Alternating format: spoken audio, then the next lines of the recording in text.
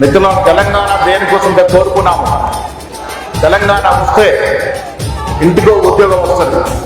ఒక ఇంట్లో ఉద్యోగం వస్తే ఆ కుటుంబం యొక్క స్థితిగతులు ఏ రకంగా మారుతుందో మనందరూ తెలుసు.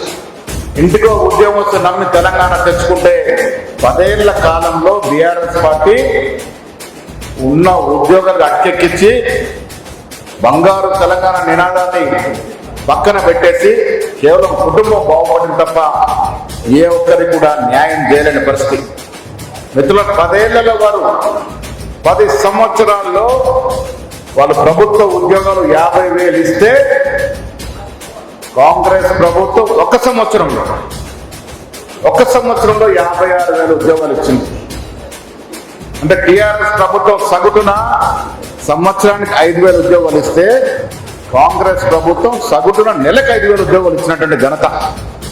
ఉద్యోగాల ప్రస్తావన ఎందుకంటే గ్రాడ్యుయేట్స్ భవిష్యత్ ఏంటి, పట్టభద్రులు భవిష్యత్తు పీజీలో ఇంకేదో డిగ్రీలు చేసి మళ్ళీ ఉద్యోగాలకు రావాలి. ఆ ఉద్యోగాలు ఇస్తుంది ఎవరి వల్ల? కాంగ్రెస్ పార్టీ.